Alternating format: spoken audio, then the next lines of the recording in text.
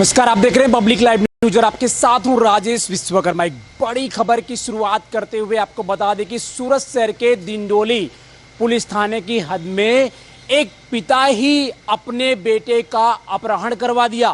दरअसल पिता जो है के ऊपर काफी बोझ था। यही वजह है कि अपने पुत्र को किडनैप करने के लिए पूरा प्लान बनाया और पुत्र को किडनैप जो है करने का पूरा षड्यंत्र रचा और उसे महाराष्ट्र भेज दिया।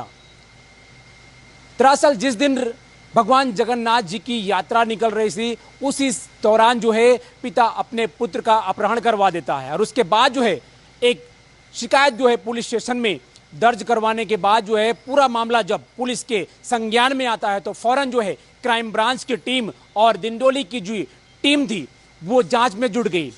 इन्वेस्टिगेट के दौरान जो है काफी शंका के दायरे में पिता ही निकला और पिता से जब पूछताछ किया गया तो पिता ही पूरा जो है प्लान का मास्टरमाइंड निकला, क्योंकि पिता जो है कहीं ना कहीं पुत्र को किडनैप करने के पीछे जो है अब उसके अपने ससुर से ही पैसे की मांग करने की फिराक में था। यही वजह है कि पिता जो है अपने बच्चे को किडनैप कर अपने ससुर से एक बड़ी रकम मांगने के लिए एक प्लान रचा। इस प्लान में खुद फंस गया और बहन और बहनोई भी फंस गए। दरअसल ये तीनों ने प्लान बनाकर बच्चे को किडनैप करने का पूरा षड्यंत्र रचा। इस षड्यंत्र में जो है कहीं ना कहीं उसका पिता, बहनोई और बहन भी शामिल था। पुलिस उस दिशा में काम किया और सीसीटीवी के मदद से और इनपुट के आधार पर जो है एक बड़ी कार्रवाई की है। पुलिस ने पिता, उसकी बहन और बहनोई को गिरफ्तार कर लिया है और उस बच्चे को जिस तरह से महाराष्ट्र से एक अच्छी तरह से कहीं ना कहीं सूरत वापस लाया है, एक बड़ी जो है पुलिस के लिए एक अच्छी खबर मानी जाती है, क्योंकि बच्चे को वापस लाना और फिर से उनके परिवार को सौंपना ये पुलिस की जिम्मेदारी थी और इसी जिम्मेदारी को ध्यान में रखते हुए क्राइम ब्रांच की टीम और दिंडोली की जो टीम है वो सही दिशा में काम किया और आज जो है उस बच्चे को फिर से वापस लाकर कहीं ना कहीं एक मिसाल खड़ा कर दिया है। सूरत से कैमरामैन सागर के साथ राजेश विश्वकर्मा, ब्यूरो रिपोर्ट, सूरत।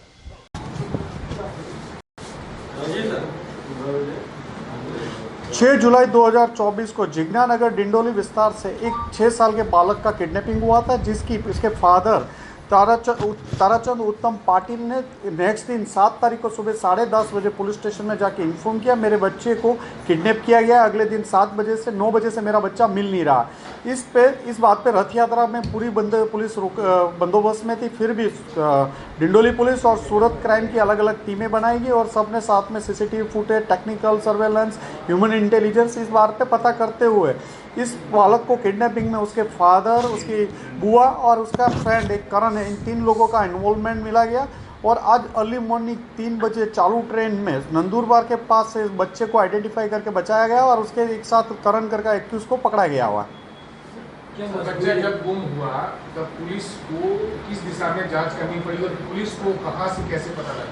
जब 6 तारीख को गुम हुआ उसका फादर ने 7 तारीख को पुलिस को दूसरे दिन सुबह इन्फॉर्म किया कि मेरा बच्चा कल गुम हुआ और उसने सीसीटीवी में एक बच्चे को आइडेंटिफाई करके 8 बजे के 8:30-9 बजे के करीब एक बच्चे को आइडेंटिफाई करके दिखाया कि ये मेरा बच्चा है। जब पुलिस आगे आगे फॉलो करती गई तो वो बच्चा वहीं से पुलिस को मिल गया। तब उसके फादर पे पुलिस को डाउट गया कि इसमें कहीं ना कहीं इन्वॉल्व है और ये इन्वॉल्वमेंट के पीछे इनके हस्बैंड वाइफ के झगड़े भी चल रहे थे। फाइनेंशियल क्राइसिस में 9 लाख से ज़्यादा का इस पर कर्ज था और वाइफ मकान लेने के लिए बार बार इंसिस्ट कर रही थी। तो ये अपने ससुर के पास से एक्सटॉर्शन के लिए, किडनैपिंग का रैंसम मनी के लिए भी वो कोशिश इसके दिमाग में था। उनकी शादी कितने साल पहले हुई होगी और ससुर क्या कोई पैसे वाला था इसलिए उसे? करीबन 8-10 साल से पहले शायद शादी हुई होगी और फादर की फाइनेंशियल पोजीशन अभी देखेंगे हम इन्वेस्टिगेशन के दौरान। सर, उसके फैमिली मेंबर जो इन्वॉल्व है अपराधी के, वो किस तरह से इन्वॉल्व हुए, किस तरह से पूरा शेड्यूल? ताराचंद ने अपनी सिस्टर ज्योति को इस केस में इन्वॉल्व किया, ज्योति ने अपने एक फ्रेंड करण को इस केस में इन्वॉल्व किया और करण के थ्रू ताराचंद ने अपने बच्चे को करण को एक अलग जगह पे दे दिया था। रिक्शा में वो लेके वहाँ से चला गया था। सूरत से जब बच्चा गया तो ये सूरत से किस तरह से महाराष्ट्र तक लेके गए थे? ट्रेन से लेके गए। सर, ये पर्टिकुलर टाइम पसंद करने के पीछे कोई वजह थी? नहीं, वो ऐसे शायद उनके दिमाग में नहीं होगा, लेकिन उसका अभी बच्चा ने 1-2 दिन में शायद एक्सटॉर्शन में रैंसम मांगने का होता उसके फादर के पास। लेकिन जिस तरह से पुलिस की व्यस्तता थी और बच्चे का गुम होना, किडनैपिंग का उसका शिकायत करवाना, इसका पिटाई करवाने आया तो पूरे मामले में शंका जो है कहाँ से शुरू होती है उसकी? सबसे पहले उसके पिताजी पे जब सीसीटीवी फुटेज में उसने एक गलत लड़के को आइडेंटिफाई किया, पुलिस को अलग ट्रैक पे ले जाने के लिए उसने 8:30-9 बजे के एक अलग बच्चा दिखा दिया कि ये गुम हो गया। उसको ट्रैक करते करते दूसरे दिन पुलिस को पता चला कि ये बच्चा वहाँ से मिल गया। तब जब ये उसके फादर आइडेंटिफाई कर रहे थे तो उसके फादर पे डाउट गया पुलिस को। फादर जो है काफी समय पहले से ये पूरा प्लानिंग कर रहा था।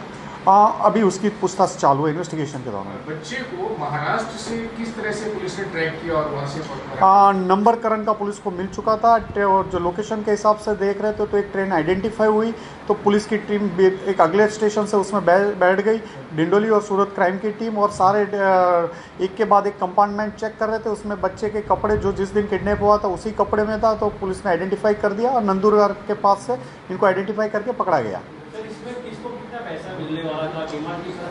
अभी उन्होंने एक्सटॉर्शन, इसके पास 9 लाख का कर्ज था, तो ये कितना मांगने वाला तो वो अभी इन्वेस्टिगेशन के दरमियान कुछ आया नहीं है।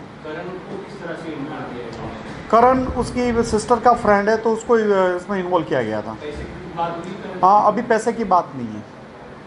इन दोनों की जो बच्चे के माता पिता है, इनकी फाइनेंशियल कंडीशन ठीक नहीं थी, ये वजह से ये सब फाइनेंशियल कंडीशन ठीक ठाक से रहते थे, लेकिन शायद मकान लेना और फिर ज़्यादा पैसा लेना इस करने के हिसाब से शायद इन्होंने ये किया हो सकता है। अभी ऐसा तो हमारे ध्यान में नहीं है, लेकिन इन्वेस्टिगेशन के दरमियान सारी चीज़ें बाहर आ सकती है। बच्चे का पिता क्या काम करता है? वो परचूरन काम कर रहा है, रेगुलर कुछ काम नहीं कर रहा है।